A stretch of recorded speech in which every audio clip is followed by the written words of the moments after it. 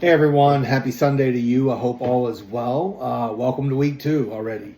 So I hope you've gotten settled in and kind of got an understanding of the course and how it's going to go and got familiar with the syllabus. And I apologize for the glare and the glare in the glasses, but I can't see without them. So something we're going to have to deal with there. I see most of you have completed your first DB and your syllabus quiz. I know some of the syllabus quiz questions were pretty silly, but they're there for a reason. You'd be surprised how many people don't know my email address week 4. So on that note, as I stated in the syllabus video, if there's some questions, please email me. But if it can be found in the syllabus, I'm going to refer you back to the syllabus. I always want you to start there, right? And as I mentioned in my video, one of the videos, that everything we do in this course is designed to help you to be a better LCDC, including that, right? And you say, well, how is that helpful for me being a counselor? Well, because lots of times we're going to have to figure out solutions, right? Figure out problems, problem solving, that kind of thing for our clients. We're going to have to be responsible for looking up resources. Where do we start? Well, we start with what's given to us. In this case, it's our syllabus, right? So we start there. And if you can't find the answer there, then you email me and then we'll go from there. But great job. Great to meet you in some sort of way. I always love the introductions because you get some sort of insight into why people are doing what they're doing.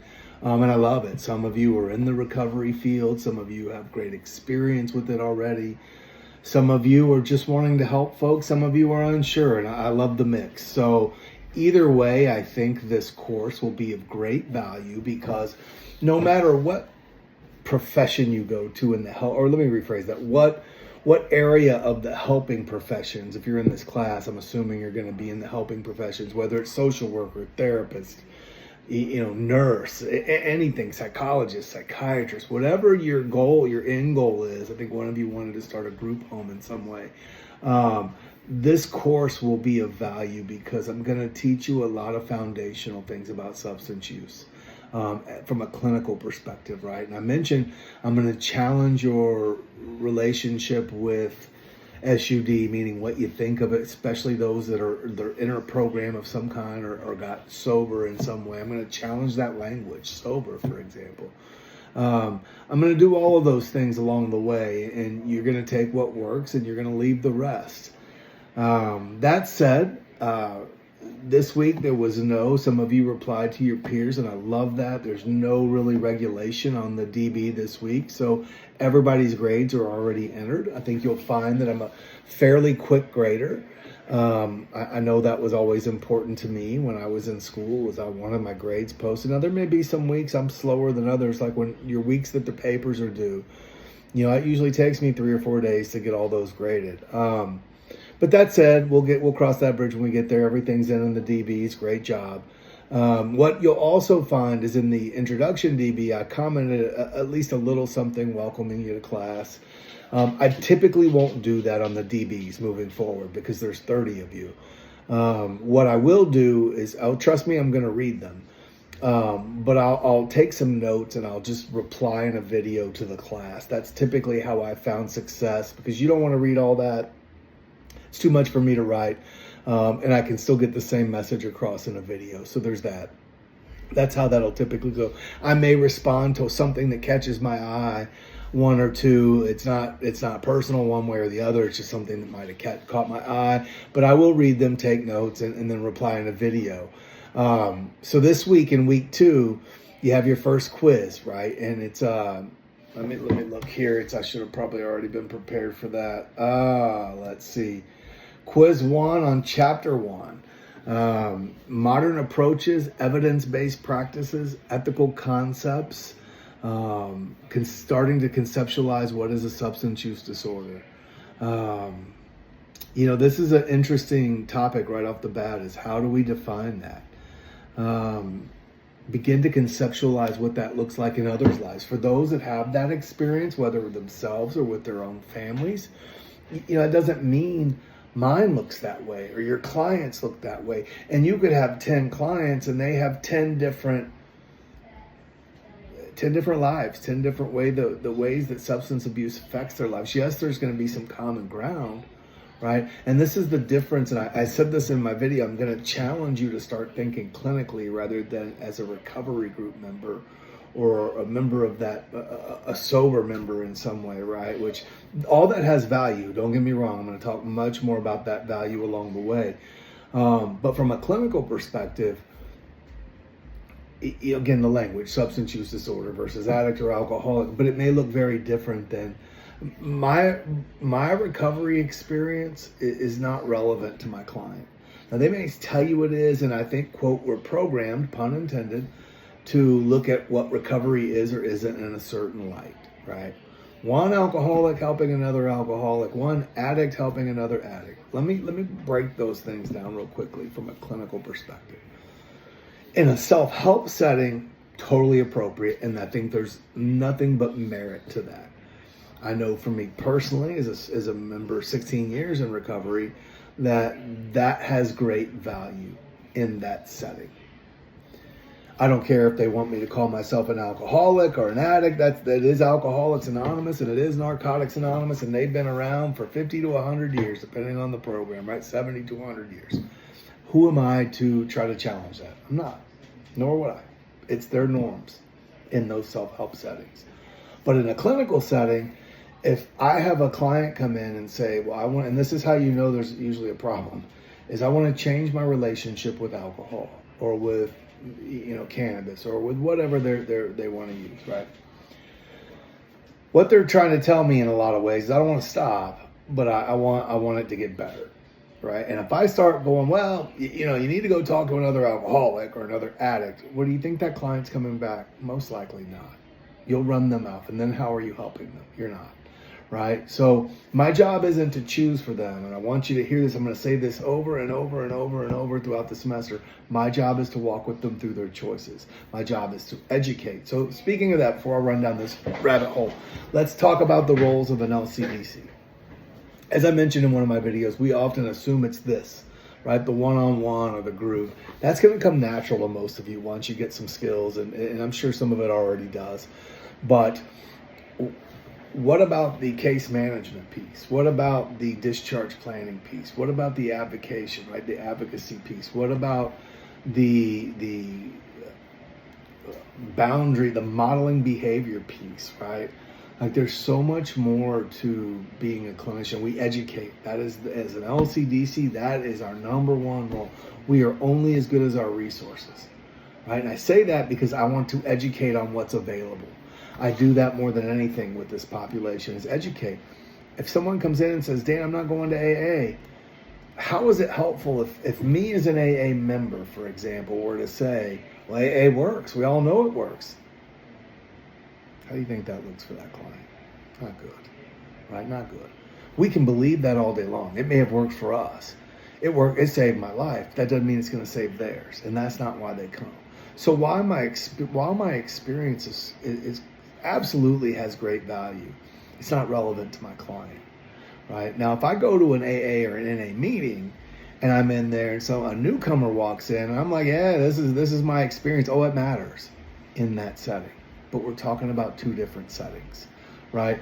And so as a LCDC, I want to educate on what's available. This is why you go to these meetings. The travesty here is I didn't even know there was a smart recovery group till about 3 years into my career. That shouldn't be. We are responsible for knowing what's out there. Can we know everything? Of course not. But it is our responsibility to know the major groups. Alcohol, what we say, the 12-step groups, AA, NA, CA, Cocaine Anonymous, Al-Anon, ACA. Those will be your choices for your first paper, by the way. Then there's Smart Recovery. Then there's Celebrate Recovery. Then there's Refuge Recovery and Recovery Dharma. And there's a few offshoots here or there of other things. Those are the four majors, right? And we need to know enough about them to at least educate our clients on what they are and let them make the decision as to what's best for them. I won't ever tell someone, well, you need to go to AA. I can believe that all day long. Again, how is that helpful for them? But I will practice motivational interviewing and ask them, well, here's some potential benefits from going to this program. Here's some potential pitfalls. How do you think that affects you? What do you see are potential benefits from a program like this? Here's how the program works. Here's how Smart Recovery works. What do you think the potential benefits might be to that? What do you think you can resonate more with one over the other? If a person is a person of Christian faith, Celebrate Recovery is a great option. If they are a person that is not of Christian faith, you wouldn't even want to offer that. But you need to be educated as to what's out there so you can educate your clients, right? So education's huge. Language is huge. You're going to talk about ethical concepts, and we're going to talk a lot about ethics throughout the semester here because you might be surprised with how that looks. On the surface, ethics are super easy. Don't overcharge your clients. Don't bill for something you're not doing. Don't misrepresent yourself.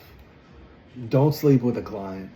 Don't have a relationship outside of your counseling relationship with that client. And this is where it gets tricky for younger clinicians on social media. And we'll talk much more about that as well as we go through. On the surface, those things are super easy. What about AI? What about when you are on social media with another clinician and you see a picture pop up with a client on there? Like, there's things that come up that you're not prepared for. Or I wasn't prepared for. I'll give you those examples as we get more into the ethicals. This is just kind of an intro here. So that's how that's going to go, right? But again, modern approaches is being open to something that you may not believe in or you may not be familiar with, because it's not about what I'm willing to do. It's about what my client's willing to do, right? So keep that in mind. Week 3, you have your first real DB. And I say real DB because there's where you got to follow the guidelines, the APA writing, the word count. And I really am going to express to you the need to stay within the word count. I know some of the DBs were very long, and you will lose points for doing too much, right? There's a reason we want to stay in those word counts. And it's because I want to take out everything I want to say. I want to condense it and I want to be concise. Because if I can say something to you in 300 words versus 2,000 words, my potential of keeping you engaged is much more than it is the other way, right? And so it's good practice to get into. Look, if we go a few words over or a few words under, nobody's tripping, it's fine. But we want to stay within that frame. If you don't give me enough, there's an issue. And if you give me too much, that's also an issue. And I know some people, I've had students over the years, and I used to be this way as well as a student, like, I'm going to do more, right? But that's not what we want here. So keep that in mind. I put a PowerPoint on week 3 of what is substance use disorder and some definitions from some pretty credible places. And I'll talk much more about that next week in next week's video. Then just to give a look ahead as well, week 4 is your first paper. All right, you can go to Alcoholics Anonymous, Narcotics Anonymous, Cocaine Anonymous, Al-Anon, Nar-Anon, or ACA, which is Adult Children of Alcoholics and Dysfunctional Families. If you're a member of any of these programs, I'm going to encourage you to go to another program. But we'll talk much more about that. I'm just kind of giving you a preview as to what's coming. I mean, it's going to go like this, and then we start over. Quiz, DB, paper, and that's how these next several weeks are going to go. That just repeats itself every 4 weeks.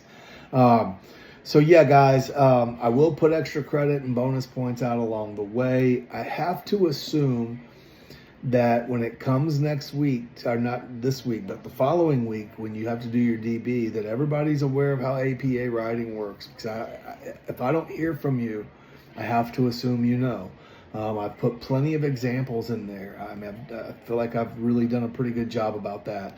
But also, I'm happy to help you and walk you through it anytime. So please feel free to email me with any issues, any concerns, APA writing, DBs, tests, quiz. We don't really have tests in here, but papers, whatever. Guys, we're here to learn the material. Like, we're here to build a foundation to be a clinician. I've been doing this a long time. And I'll tell you, the foundational piece, just keeping it basic, is probably the most helpful thing we can do. I'm also willing to Zoom with you at any point in the semester. You know, I enjoy that. I enjoy talking about this field of study and work. I enjoy talking about the interventions, the therapy license, the private practice, just the sober living, anything related to this industry. I'm happy to just chop it up with you. So if you ever want to do that, feel free to email me. We'll set up a Zoom, or if you need some help with the APA, class questions, anything at all, guys, I'm 100% here to support you.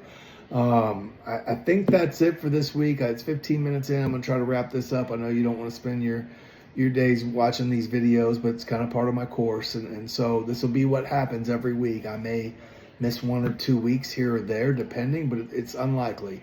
I think towards the end, I maybe miss a week or so. But guys, I look forward to this semester. It was really nice to get to know some of you and get some insight into why you're doing what you're doing. And I look forward to a great semester. We'll talk soon.